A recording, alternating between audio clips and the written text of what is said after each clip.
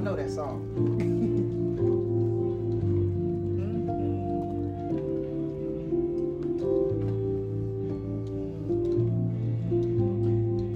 I got the lyrics. What's good, YouTube? We back for another episode of Go Cry About It. And I'm still at the crib, man.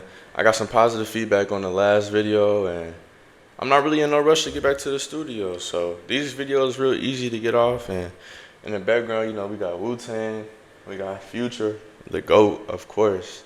Then we got, in our U jersey, shout out my brother Dev, legendary man, all the hard work he put in is really starting to pay off for him. So, shout out my brother for the jersey. Then, we got some mics, we got the game, whatever. So, I'm at the crib kicking it, man. This is, like I said, real easy to get off. So, I'm not in no rush to get back to the studio.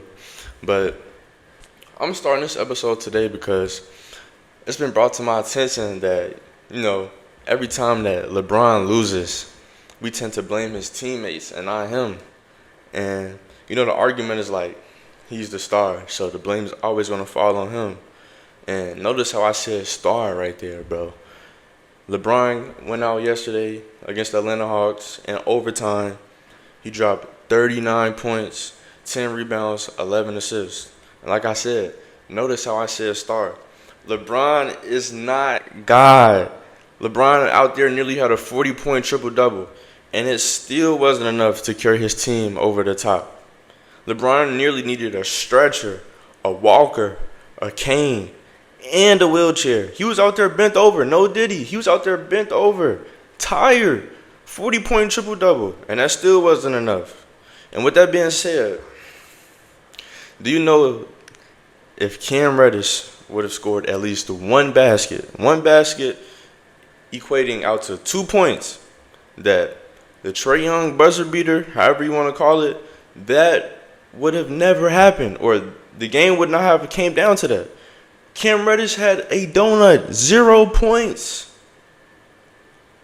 With that being said, that could have been, his one basket could have been game changing, you feel me? And this whole narrative, conversation, whatever, would have been different. I don't even think I would have been starting this pod right now if Cam Reddish simply would have scored 2 points.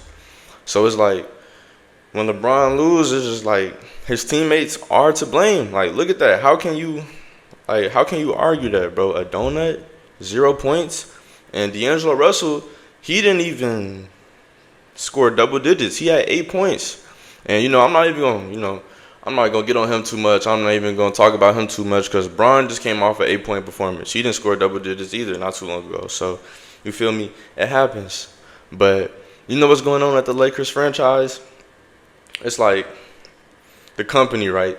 They hired new people, new employees, new young guys come in and help with the company, come in and help out with the veteran LeBron James. And it's like the new guys, they got hired and they're working, but they're watching the old guy do everything. You feel me? They're watching the old man do all the work, the experienced veteran do all the work. And you know what happened in a normal job if you're sitting around watching somebody work? You know what happens? You're fired, buddy. You're packing your bags and you're getting out of there. So Cam Reddish, with that being said, get ready to learn another language, my guy. Get ready to learn another language. You are leaving the LA Lakers very, very, very, very, very soon. I don't know why they didn't get rid of you much earlier than this, but D-Lo, Cam Reddish is evident. You guys need to learn another language. It's your time. It's coming. And, the Lakers, I made a video, about a day ago. The Lakers, they lost by 41.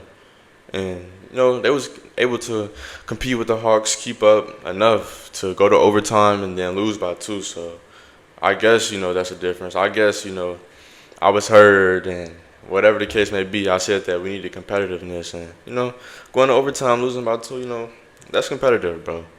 You can't ask for, too much. But, yeah, bro, like I said, that's a step in the right direction. And it's just crazy because, like I said, that was brought to my attention. And while I'm talking about this, the person that's watching, I'm talking about you. I don't want to name drop, but when you have a teammate that's playing 21 minutes and he's dropping a donut, like, how are you not going to point the finger and say he's the reason to blame why we lost this game? You feel me? LeBron had a 40-point triple double. AD had 30 points as well. I want to say, yeah, AD had 30 points as well. So, or close to it. So when LeBron is losing these games, it's like he's not really the one to blame. It's his teammates, bro. 8 points and then a donut, and they didn't play 21 minutes. It's kind of questionable. But I'm not even gonna spend too much time on the Lakers. You know, it was a lot of games that was happening yesterday. We got the Timberwolves versus Warriors that happened as well. You know, Anthony Edwards, he came out and dropped 30 points, 9 assists. Kind of killed the narrative that he don't pass the ball. Because, you know, watching Anthony Edwards, you could tell he dominates the game. Like, the ball's always in his hands. And for him to come out and drop 9 assists, that's highly impressive. And honestly, I thought that the Timberwolves were going to beat the Warriors. The Warriors, they had a 66% chance to win as I was watching NBA Countdown on ESPN. I don't know where that statistic came from, but everybody knew that the Timberwolves were going to beat the Warriors. It's evident that that little run that they had in the beginning of the season was simply luck, bro. They don't have Clay. They got Draymond coming off the bench, bro. I don't know what's going on in Golden State, and you know they're starting to get exposed. They went on a little run at first, like I said, but that was clearly capped. I don't know, you know, what it'll take for them to turn around over there. Maybe they just simply need to blow up the whole thing. If I was Stephen Curry, I want out. You know, I'm still somewhat good. Shooting threes, you don't have to use a lot of athleticism. You feel me? If you know the game, if you know the sport, and you know how to shoot the ball, you don't really have to.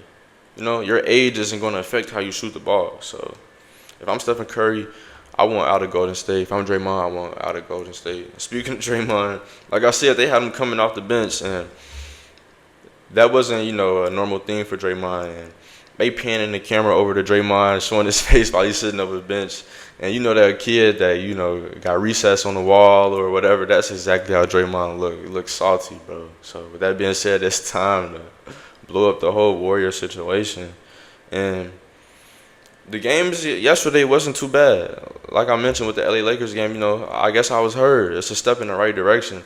You got the player from the Spurs. I'm not too sure what his name was. I think it's like Duncan or something like that. He flicking off the ref. Okay, you feel me? That's what we want to see as fans. Something interesting, excitement. That's what we want to see, man. So, like I said, I guess I was heard.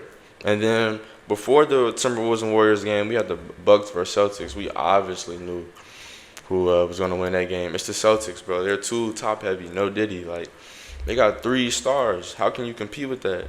Giannis and Dame, they both had 30 apiece, and that still wasn't enough to compete with the Celtics.